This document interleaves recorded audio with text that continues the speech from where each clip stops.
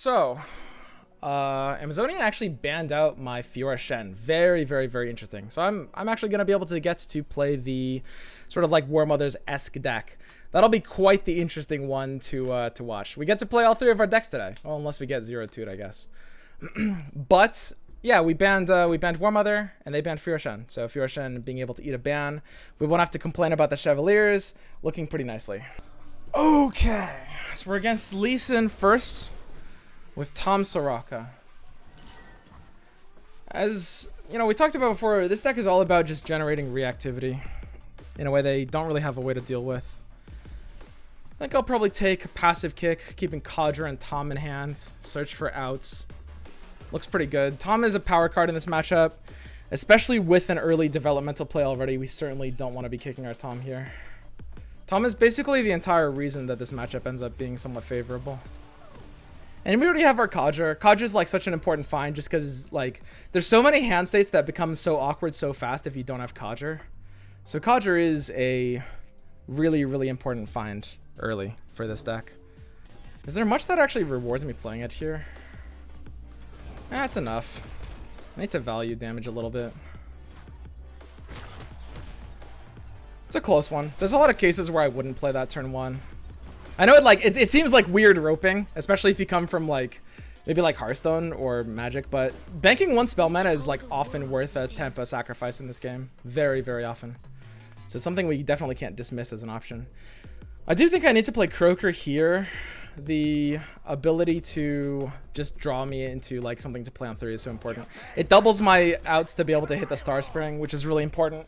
And I can't play Croaker into Star Spring next turn because you can't play Star Spring off of spell mana. So it's an easy Croaker into pass. He has the freest attack here, or she, Amazonian, has the freest attack here because it's basically a pale bluff spot.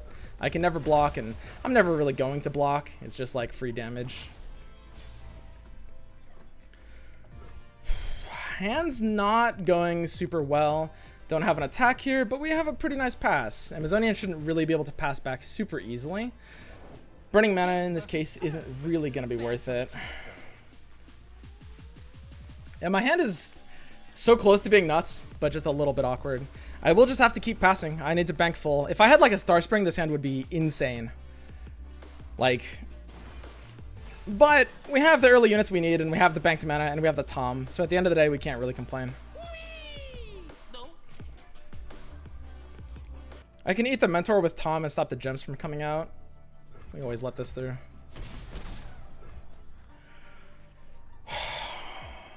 There's not really a big punish to playing Tom here. And this is why, like, this matchup is so nice for this deck. Like, this deck was effectively designed to beat that one. Because they can't really, like, punish you without attacking and killing you through, like, damage and health. And your units, of course, have a ton of health. There's no Will of Ionias or any weird stuff. So there's nothing weird that's happening here. But now, because we left the Mentor alive, we can eat it with Tom Kench and stop the gems from coming out. We don't really care about the Dragonlings because Nexus health doesn't really matter that much to us in this matchup.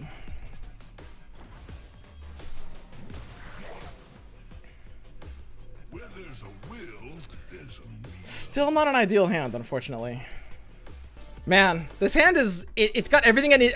I'm one card short of this hand being nuts. I need a Star Spring or a Soraka or something. I have just too many units and support cards. Yeah, I'm always priced in to just open with Acquired Taste, I think. Leaving the threat up for the first action doesn't really matter. And I think I'm forced into taking it this turn anyway. There's really no good counterplay to this. Nopify, of course, or Deny is like the one thing that you can always do against this. But it's like, those are kind of like power cards in this matchup.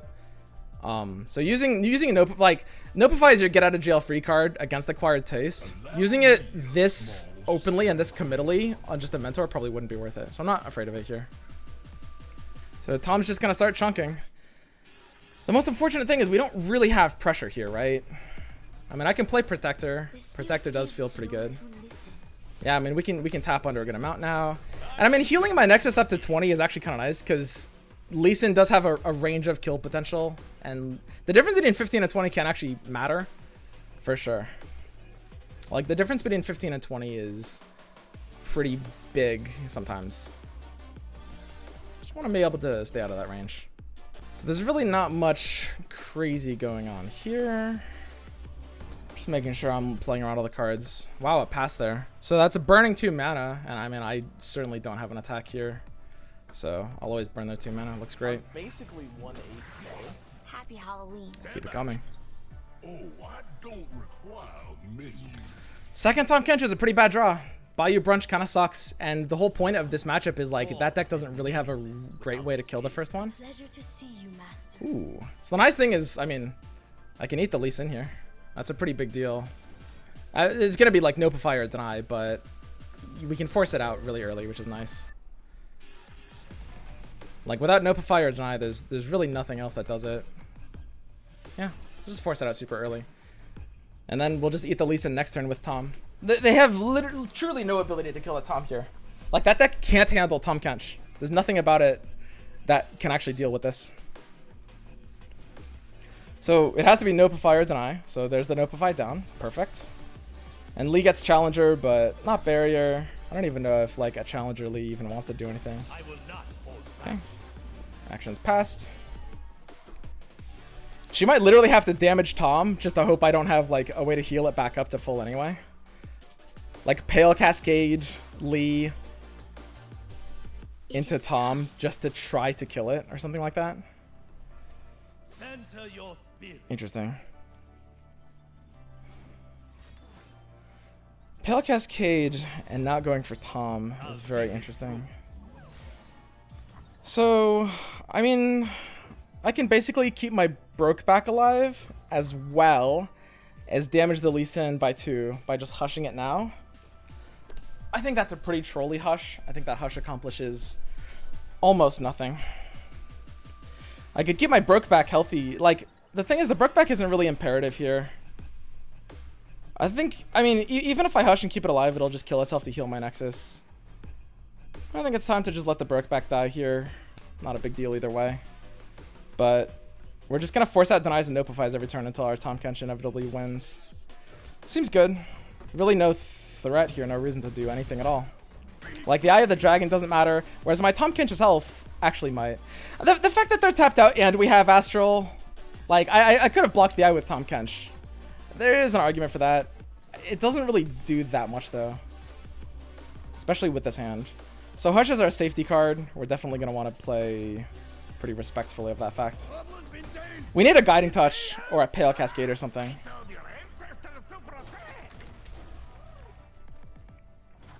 And then there's a consideration to like Bayou Brunch, but Bayou Brunch really doesn't do that much on this kind of board, unfortunately. Breathe in, breathe out. We're never attacking here. Third Astral is really funny. I mean, we have 2 Astrals here. I'm just going to keep threatening the Lee Sin with these eats.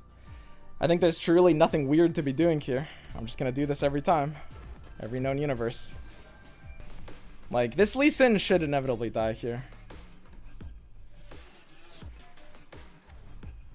Okay, there's one more Deny.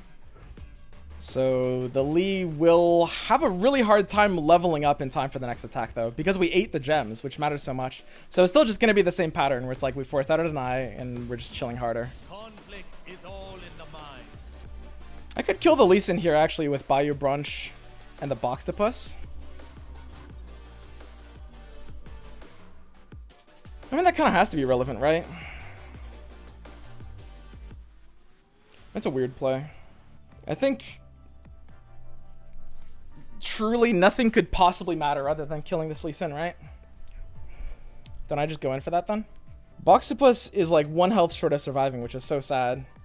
I could Boxtopus and eat my Tom Kench, which is really funny. Terrible play. The worst play I've ever seen.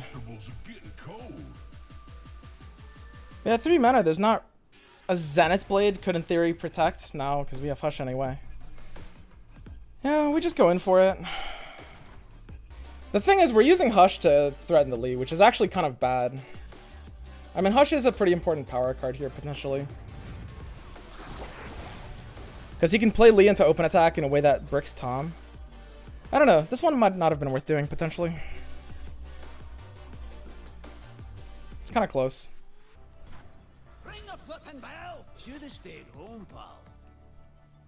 We're pretty committed, though. The awkward thing is we can't Astral here. I don't think it matters that much. I don't think board presence really can matter that much here.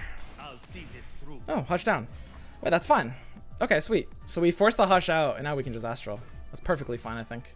Because our hush is worth a lot more than the astral here, right? And we can't need... Yeah, this looks good. Yeah, hush is a pretty big deal here. I'm very happy with that. That's the only way they can save the Lee in a way that doesn't lose to our hush. It feels like it still has to be worth doing, though. Because we don't need to be banking that much mana for turn 9. Yeah, we've got all the mana we could need, I think. And like hush allows us to keep our Boxtopus alive, which actually kind of matters. This is gonna be this is like a really, really slow matchup. And I mean, the Tahm Kench should basically start nutting now. Like, now that we've gotten the Deny and the Notify out of hands, Tahm Kench should, like, there might be like one more, but we're getting to the point where we can just eat every turn, basically, which is what we want. Conflict is all in the mind. Prepare yourself. So, Lee 7 out of 8. Is there no ability to level up the Lee here before this attack? That's so telling. That's a huge hand read if there's no Lee level here. We don't even really have a development Punisher. Wow, yeah, Lee doesn't level. Wow, that's such a specific hand. Almost any hand would level that Lee there. Almost any hand would level that Lee there. That's crazy. I'm not taking too much damage here. I mean, Lee's health doesn't really matter. I can stop 2 damage by using Hush preemptively. Stopping a lot more than 2. Yeah, we Hush the Lee here. It's always better to open with a Hush. Unless it trades with like a Pale. That's the one case. Boxtopus can't need the health as much. It's a very weird matchup. This is a very, very like big brain matchup. Tommy emote. I don't actually have the normal emotes. I have all the KDA emotes equipped. Is there actually no Pale Cascade here? Pale Cascade is pretty hard to have there, it's true. So I mean, yeah, I can just threaten the Lee now. Force something out. And I mean, at 6 mana, there's not really like a punish here. Hush plus Pale. Wow, that would be so big brain if she was on Hush plus Pale. That literally couldn't be. That can't be. Like, that wouldn't even make sense. Unless I'm missing something, I think that's it. Maybe Bastion can keep the Lee alive here. But I guess I would just pop the Bastion with Shakedown anyway.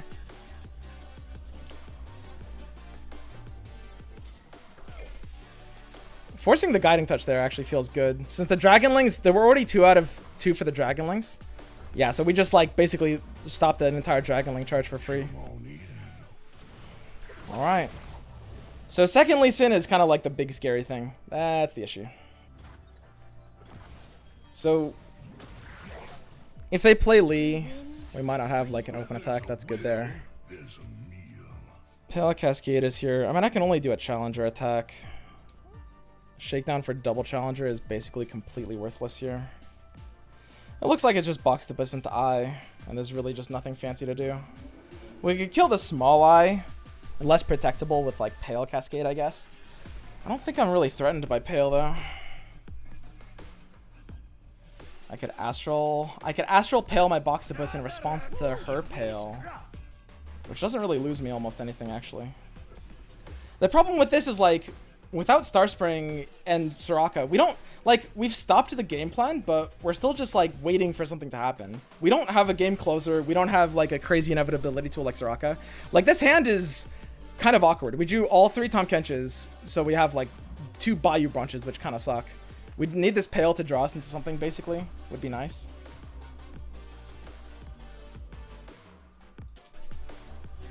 Okay. Yeah, I mean, there's really nothing to do with this one. So we can kind of never play Acquired Taste. This is a perma buff.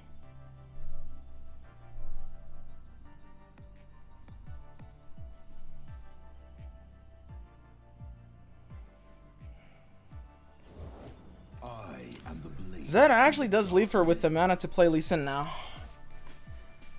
Or 2 spells and like do a swarm attack with Dragonlings. Well, that's a little scary, I guess.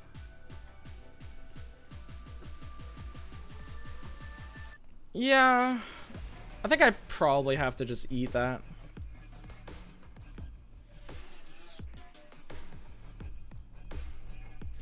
Seems free enough.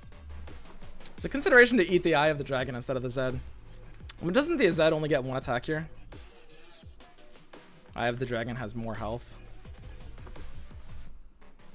Is potentially summon the Dragonling either. I think we're assuming it's summoning the Dragonling. If she's playing Lee, it's not summoning the Dragonling. I mean, Zed has such a hard time being like a massive threat here. I guess it's better. Yeah, this is still awkward. I need this Pale Cascade to draw me something decent. I don't know, going for the Zed over the Eye might have been wrong. It's pretty close though. Wow. All the denies. I think I go for the wide board and Bayou Branch the Box to Puss. Looks good.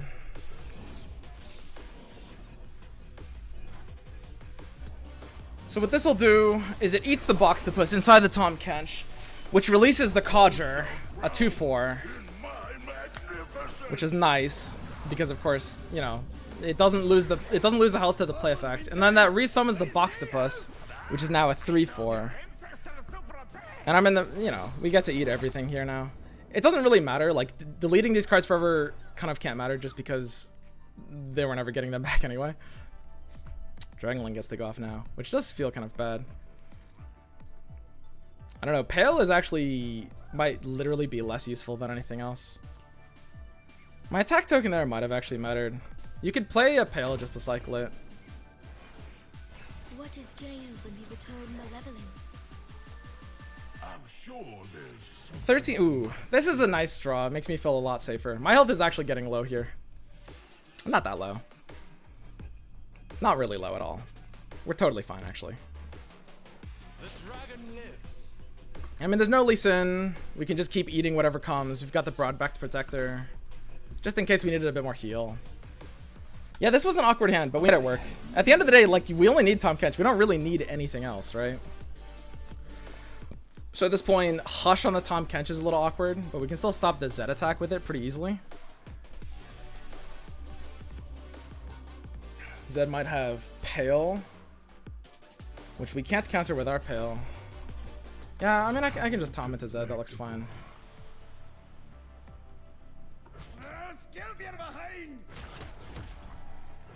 How worried should I be about our health here?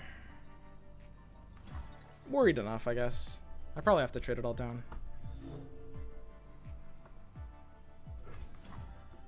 I could pre-commit my spells, but I don't think she can actually be happy submitting all of this.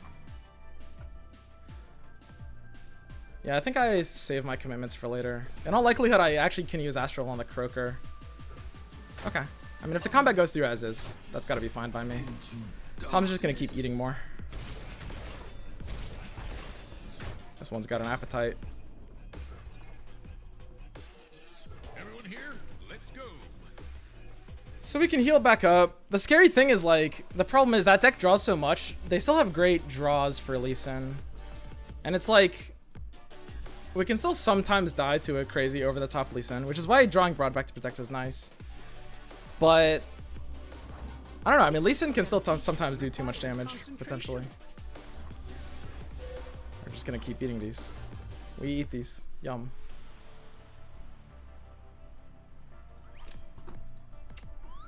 I need to switch off these KD emotes. I like the KDA cards.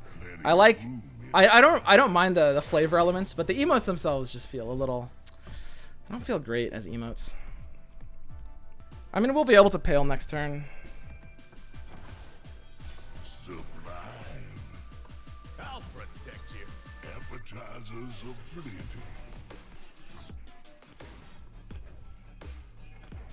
I know desire. My Broadback Protector actually matters a bit. Could he send the Tahm Kench back to hand? I feel kind of bad if it happened.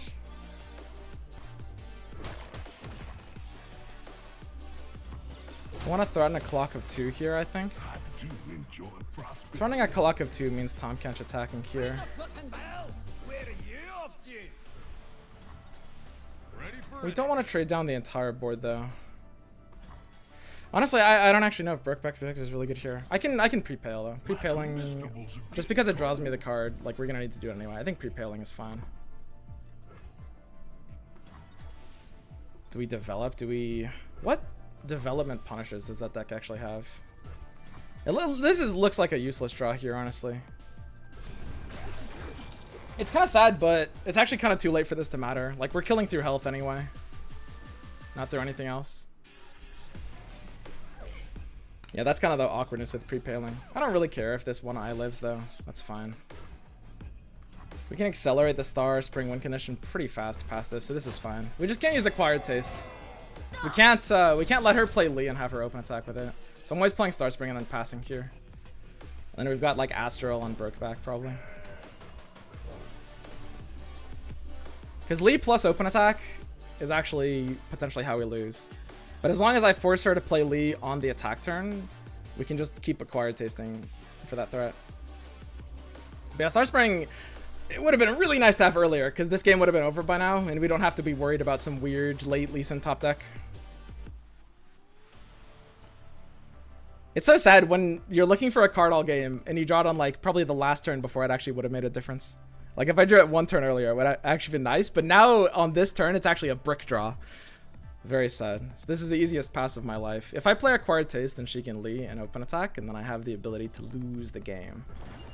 We need her to play Lee into my Acquired Taste, and not the other way around. Dear, promise a safe return. Oh, I don't require menu. This is the most important mentality here. I can never let Lee Sin attack me. You can attack me though. You're fine. You're not really a threat. Easiest pass of my life. Go for it. Deep med. Well, now her Lee can't actually even do anything. So I can play my cards now because there's no Lee attack. Stop following me.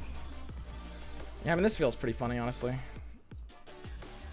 It feels like there's not terribly much that's happening here. Another nibble. 6. I'm never losing by being at 6.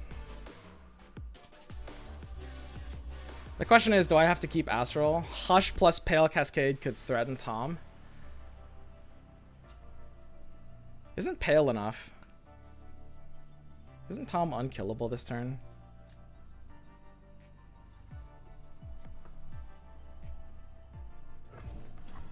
Am I missing something? Some weird combo? Double Sonic Wave doesn't do anything.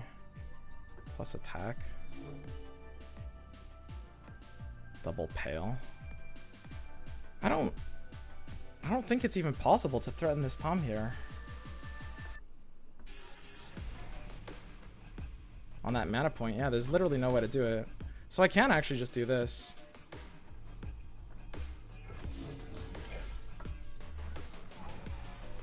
Don't touch my flock.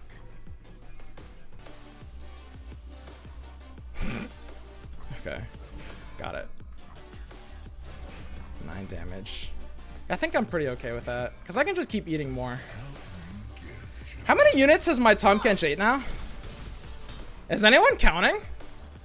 This Tom Kench just, he doesn't stop. What the hell? Does Zed matter to me? Could Zed ever matter? You had your chance to walk away. So we represent lethal this turn. I don't think it matters, but it's kind of cute. Concussive Palm could stop it from being lethal. That is somewhat true. Stand back. Let us peruse this Guiding Touch is nice.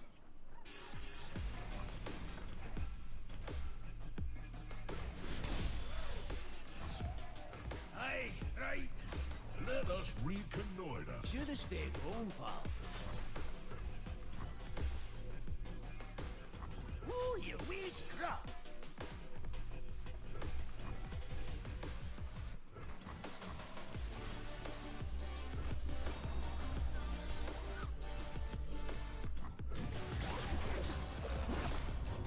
Okay. So usually we don't actually kill this turn. In all likelihood, we don't have a kill here. It's usually Hush or Concussive Palm. But this is actually kind of oddly enough the most value Pale Cascade is getting here. Guiding Touch. Wah.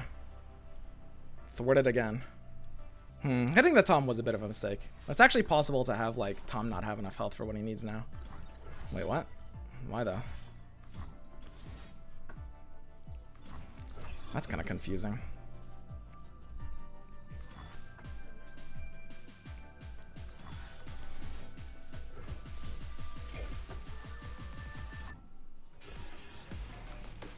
This is a weird game. I mean, the fact that we have Hush, I think, like, whenever you have, and this is maybe why I was wrong to use Hush so early, like, whenever you have Hush, you kind of have a safety net against almost anything. Like, Lee can never kill me through Hush. No Soraka, it looks like the Star Spring could actually end up being our win condition, sadly enough. That's interesting. The Protector was dead anyway, right? I'm never hushing that.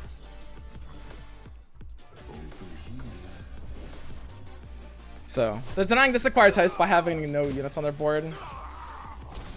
Is Star Spring why win condition here? I'm just not afraid of much. What's gonna happen here?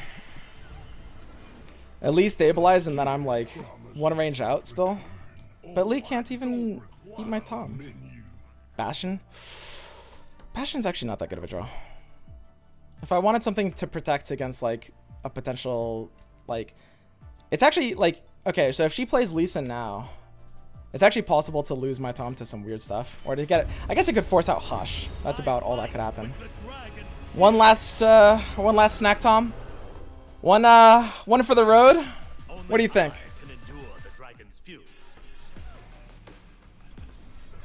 Looks delicious.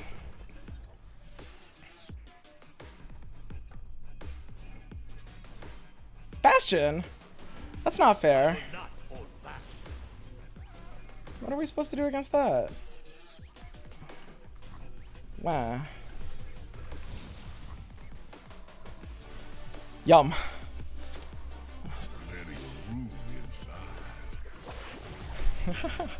This Tom Kench has eaten like 10 units. What the fuck? This is so silly. Keep him coming. But yeah, this is why I brought Tom Kench to this tournament. This exact reason. Yum. Bye, Lee. Out of here. This is a great matchup for me.